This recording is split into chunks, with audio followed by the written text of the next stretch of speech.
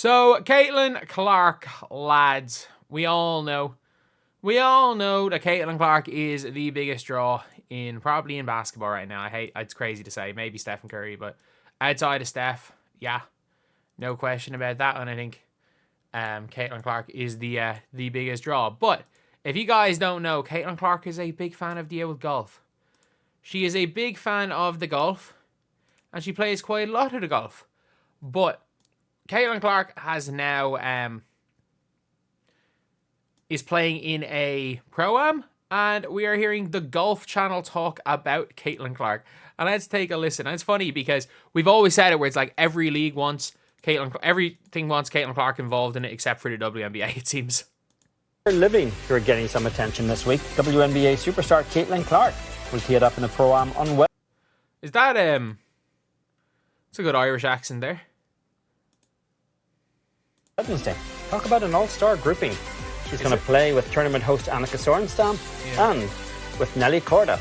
We will have coverage of Caitlin Clark's pro-am on Wednesday from the Annika, driven by Gamebridge. You can see highlights from the pro-am on Golf Today and on Golf Central. And they literally are like, this entire pro-am, they've got a couple of players, like some of the top female golf players, and featuring also Caitlin Clark. We've got so many pro golf players, but we got Caitlin Clark. Like, they have Caitlin Clark's the first name on their pro-am. With Nelly Korda, who is probably one of the more popular golfers in women's golf. With more on this, we welcome in our colleagues, Amy Rogers, along with Golf Week senior writer Beth Ann Nichols. Beth Ann, I want to start with you on this Caitlin Clark story. It's going to get a lot of attention this week, and it's very easy for cynical golf fans to say we've had saturation coverage of celebrities around golf for years. That's not true in women's golf. This could really be impactful, right? They're literally talking about how Caitlin Clark could impact golf. They're out here basically saying how great it is and how much of an impact Caitlin Clark is going to have on golf. But yet, if you talk about how great impact Caitlin Clark has on the actual sport she plays, what about Angel Reese? What about A'ja Wilson? Let's talk more about the real unanimous MVP who was the 5th seed almost all the year and robbed Fee Collier of her rightful MVP because it had to be unanimous. If you said it wasn't unanimous before a ball was dribbled, you got hate. I remember Rebecca Lobo in July was like, so far she's the MVP and she could end up winning it unanimously. You were like, she said could? Oh, it's what disrespect for A'ja Wilson. Come on. Absolutely. I can't remember a time I was this excited for Pro-Am. I planned to be out there at 6 a.m. to watch the warm-up session. That's probably the only drawback is that she is teeing off at 7 a.m. But I'm thrilled. Common sense doesn't always prevail with the LPGA, and I'm thrilled that it has in this case, that we have world number 1 Nelly Korda playing alongside Caitlin as well as Annika Sorenstam, of course, the tournament host. And I'm just really looking forward because when basketball, we're watching a basketball game, it's so fast paced. Golf, we're going to get so many hours to watch her up close, see how she interacts with fans, see how she reacts to good and bad shots, how she I'm pretty sure she legitimately she could break a club. Like, she's that type of person. She's definitely going to throw at least one club. Interacts with the LPGA players and other members of the Pro-Am group. I think it's going to be a unique opportunity for fans of Caitlin Clark to see her in another light. And I can't wait to see how many young kids and families are out there.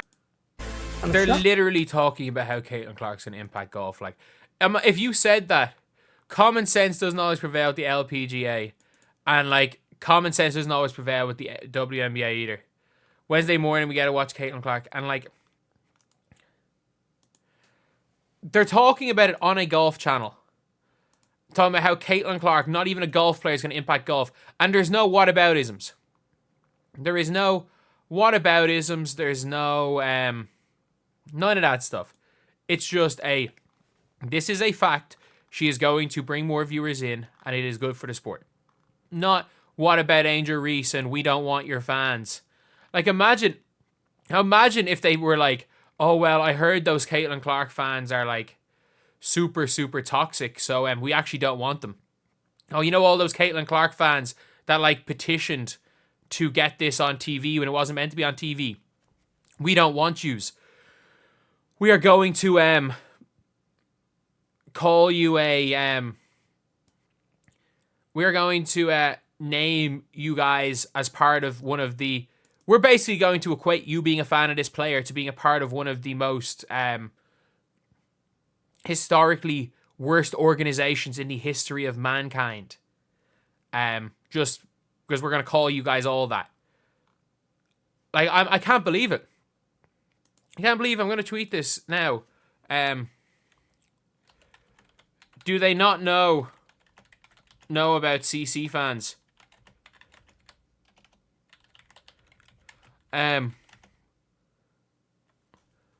they not know about... Oh, I don't even know what to say. I'll have a tweet reply at the end of this, but still. It's mental. We've got another sport. It's not even just another sport. It's every league other than the WNBA. And it's not just women's basketball, by the way. Like, do you not remember, was it like the Greek league or something? In like June when their finals were on. And one of them said, and they were like, we had so many more viewers this year than last year. We had so many more fans this year than last year. Like, the Caitlin Clark effect is like, basically because of the whole Caitlin Clark thing, we're getting more viewers for women's basketball than ever before. Like, it's literally just the WNBA, and it's not even the WNBA. It's literally just a small, very small subsection of the WNBA. A very small subsection of the WNBA players as well. It is way under 50%. I think way more than 50% of the WNBA players are delighted with the extra viewership.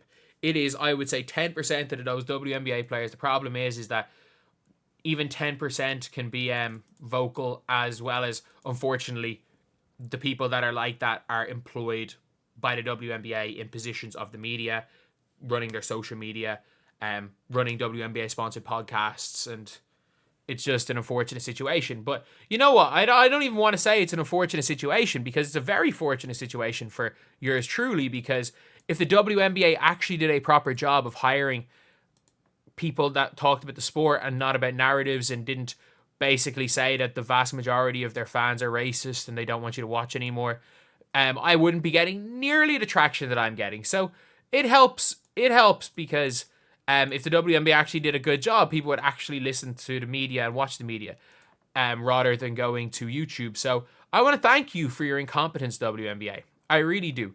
Because if you were competent in what you're like in growing the league, if you had any idea what you were doing as far as media, there would be a lot less people interested in coming to social media, in coming to alternate forms of media. And this has become my job over the last 6 months. So I appreciate you guys. I really do appreciate your incompetence, WNBA.